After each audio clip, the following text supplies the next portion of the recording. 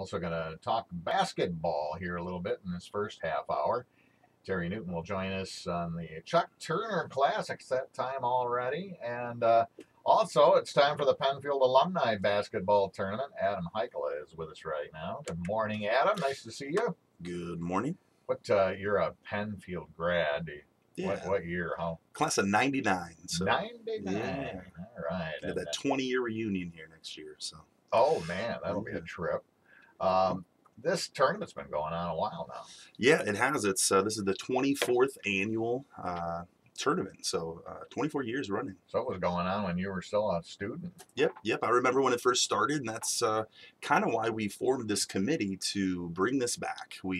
I remember when I was in school how big the tournament was, and it's just kind of dwindled a little bit over the years, and so we're just looking how to kick it back in gear. So who are the people behind trying to make sure it's there for us every year?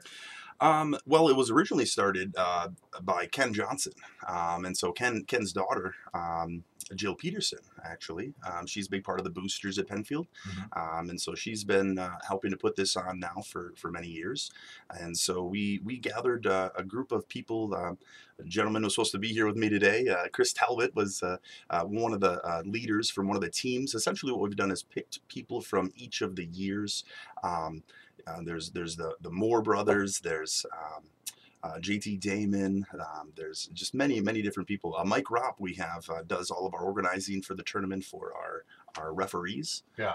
And so just a big mix of people to put it on. So we've got about 21 total volunteers that help put it on. So. And do you have cheerleaders? Like, is Dave Meadowlark Morgan going to be on the sideline cheering?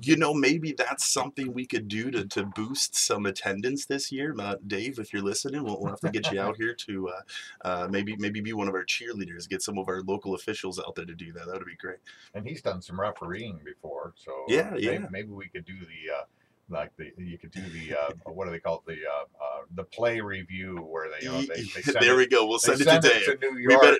Hey, that's referee. That's always the tensions, right? Everyone's arguing about the calls, so maybe that's a good thing. Maybe we can do it as a fundraiser. Well, I'm going to add that in. So you want Penfield Township Supervisor Dave Morgan, who's got experience in that. Well, maybe we can have someone from the crowd. Has to donate $10 to review that play with Dave, and then we'll do that. I think that's a good way to do it. Well, because it is that kind of a thing, there's kind of money flying here and there because it's all to raise money. This is a fundraiser. This is a fundraiser where last year we nearly doubled what we had done from the previous year when we finally got a little bit more organized. We raised just about $900 last year, and so we're hoping to break that $1,000 mark this year. Hopefully closer to $1,500 or so. But just to see that progress every year is great to see, and and it's something fun for the community. It's something where everyone can come and see some people that you haven't seen in some years. Every year we get new people that have come out that I've been gone 20 years, and I see people, some that I haven't seen in almost 20 years. So they walk in, it's like, wow, I haven't seen this place before, because they got the new gym. Absolutely. It's fabulous. It's a really great facility. So where's the 900 go? That goes in for the boosters. So the boosters puts on all kinds of activities for the student athletes throughout the year. And so it just helps. Everyone knows that the boosters programs are all struggling. They're all trying to be creative and doing different things to boost their coffers. Money's tight for everyone a lot of times now, and so any little bits we can. And so this is just a great creative way for us to bring people together and raise money for our school. Yeah, and it beats the hell out of going door to door selling candy bars. Hey, but those candy bars are good too. So how many teams in the tournament? There's a total of 8 teams. We keep it at that just so that we have it as a set schedule. So it's a 2-day tournament. It's been that way the 2 days after Christmas every year. So people that are in town have an opportunity to come out and play. And how does that get figured out? How do the teams actually get formed? Well, that's part of what the committee does. Each year, we just kind of look at the numbers that came out for the teams to participate from the previous year. Because once you get to the old guy group, we got a big chunk of guys that get put together. And because just obviously, less that can play. So Sure, yeah. so we just kind of divide it out based on participation from the previous years, and just kind of go from there. So you end up with 9, 10 guys on a team. Yeah, that's kind of the goal. That old guy group, sometimes we get 20 guys to show up, which is great because we need it, and we get lots of subbing, which is wonderful. But yeah, and it's all for fun. I mean, there's a lot of competition that happens, but it is to raise money. So.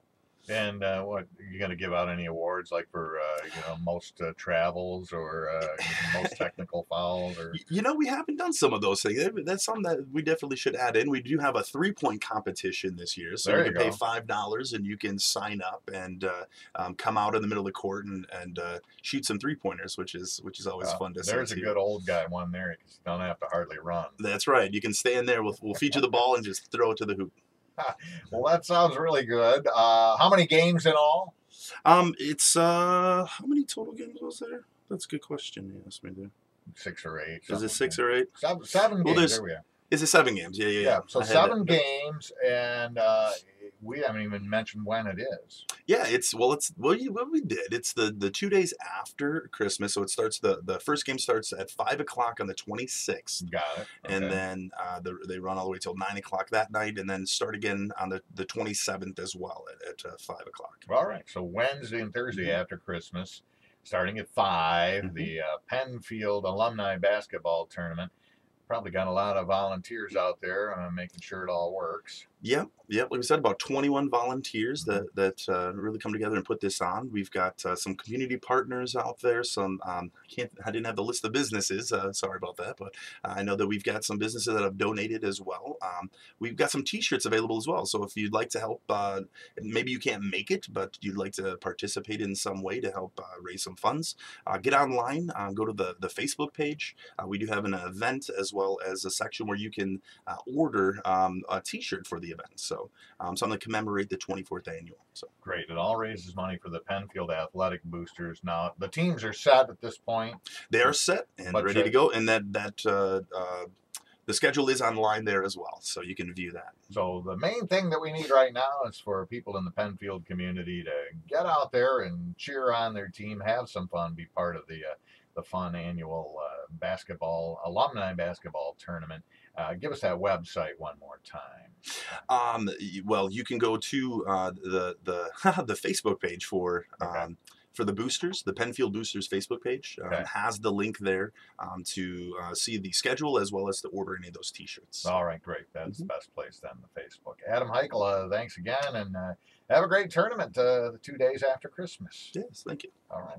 Coming up, we're going to talk about another tournament. It's the Chuck Turner Classic. Harry Newton is with us right now. No stranger to WBCK. Was it raining when you came in, Newt? Little light rain. Not much, but enough to get wet.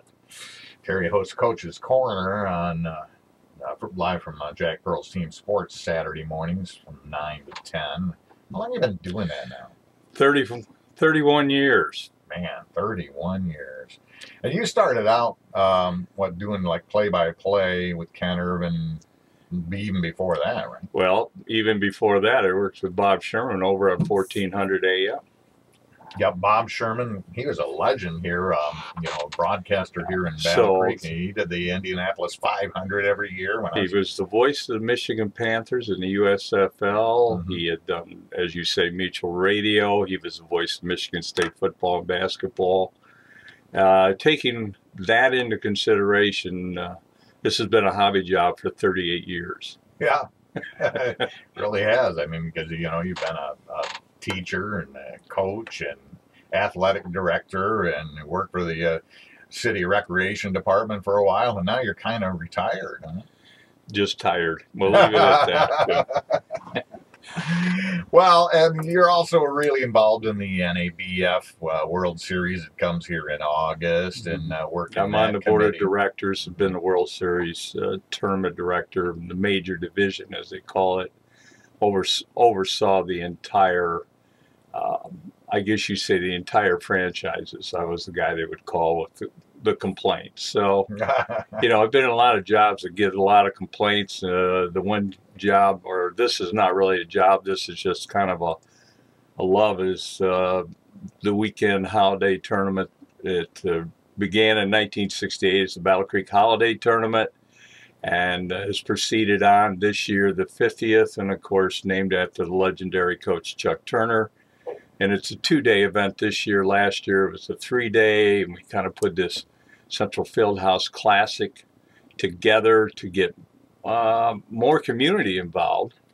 And the Fieldhouse had not been as active in the last, ever since they built the new facility at Battle Creek Central.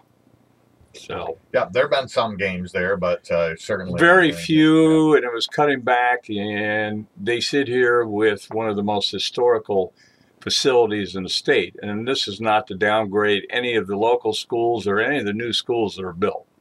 But I've been in a lot of gyms in a lot of places in my lifetime.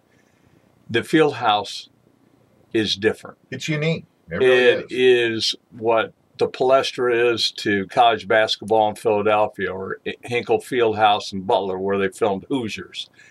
It is a basketball arena. The new ones are beautiful gyms that you can have multi-team practices. They're great for volleyball tournaments on a Saturday and all this. But when you step into history, the building and this now being the 50th consecutive year tells you, I think, how important it is, or why it stands out from just being another basketball game in December. Right, yeah. And, you know, the Chuck Turner Classic, as you mentioned, goes back 50 years now, 1968. Yeah. How long had Coach been at Battle Creek Central? That was just his second year. He came the year before. He had been at Willow Run, had much success, got beat in the state championships there, took the job when Jim Riffey went into administration. And then his second year, and at that time, there were very few Christmas-type tournaments. It was basically an off time. There had been some down in southeast Michigan where Willow Run, but it was not prevalent. And so this became one of the first. Chuck's contacts, he put together 8 teams in that first year, including Lakeview was there with Larry Hulse was the coach, and I remember Jackson Lumen Christie, among others, and it went that way. And there's been changes in the formats from win-loss to 2 nights showcase, and what we've really found is that most teams they want to play over the holidays, but they want to play one game. And so there's a Friday slate of games, of 4 games beginning at 2 o'clock, and then on Saturday we have a slate of 6 games beginning at 10 o'clock in the morning.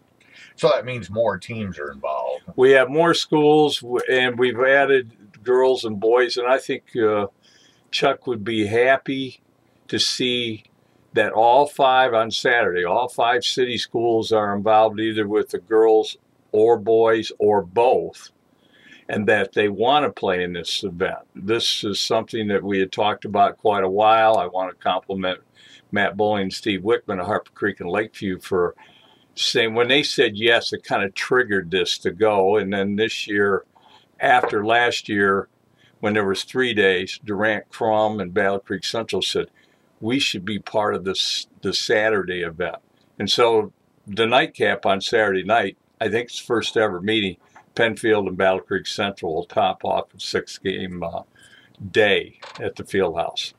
Well, and it works out pretty good with where Christmas falls this year and everything. And we were just talking to Adam, the Penfield Alumni tournaments Wednesday and Thursday after Christmas, and then this picks right up Friday and Saturday after Christmas.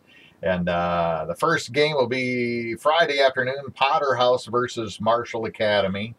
And then we've got Jackson High versus Kalamazoo Loy Norix, Battle Creek Central versus Benton Harbor, and that's going to be a girls' game. And then Battle Creek Central's boys will cap that Friday night versus Schoolcraft. Yeah, you'd say, well, Battle Creek Central and Schoolcraft. Well, Schoolcraft is one of those programs, high school-wise, built under Randy Small, that if we were looking at the college game, you'd say, well, why is this Schoolcraft playing at Battle Creek Central? It's kind of like they've evolved in the high school ranks, like Gonzaga has evolved into being a very, very talented outfit. And Randy Small does a great job over there. But yet this, continues, I think, the legacy of Chuck Turner. Chuck got this thing started, his contacts. He coached in 31 of them, Tim, 31 times. And I've, knowing some of the Turner family, we've talked and said, well, Christmas wasn't normal around your house. I guess not. You had that, and then they named the court after Chuck in 2000. He passed in February of 2006 when it became the Chuck Turner Classic. And I think the legacy of seeing all the city schools wanting to play at the field house and carrying on his, I always said the difference between we had a lot of great coaches in Dew and Battle Creek, but I think Chuck's legacy is that you knew, if you were a Penfield person, you knew the Penfield coaches. So Lakeview. Yeah. Everybody knew who Chuck Turner was. Everybody. And you've had these really nice plaques made up for all the teams, which talks a little bit about Chuck Turner's legacy. It says, Chuck Turner was the most successful coach in Battle Creek Central history. In 31 seasons, his teams compiled a record of 517 wins, 190 losses, winning 12 league titles, 18 district championships, 6 regional titles, and 4 Final Four appearances. And it's a really nice plaque, too. And it's got a nice rendering of the field house at the top of it. I think we got to thank two of our longtime sponsors, Hillier Lions and Recognition Incorporated. We think it's going to be special. And you being a music guy, you'll like to know this. The music that we're going to play that day, there's a lot of downtime in between warm-ups. Right. Yeah. We're going back to 1968. Oh, neat. So you'll hear some Motown. You might hear, a little Steppenwolf, Born to Be Wild. Yeah. Who knows? But we're tying. Yeah, we're going to tie in that 6 games, $6. One price all day on Saturday. It's $5 on Friday for the 4-game set. Yeah. Reasonable entertainment. And Chuck always thought this was a homecoming, too. Former players, a community, and actually, as we talk about high school basketball, I think after Christmas, the season really kicks in gear, and this is kind of the kickoff. Sure. All these people coming home to visit, and probably by that time they want to get the heck out of the house, and let's go down and see our old friends and classmates down at the field house.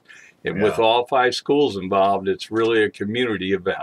Yeah, listen to the schedule now for the Saturdays, because it starts at 10 in the morning. St. Philip versus Union City. That'll be a good girls' game.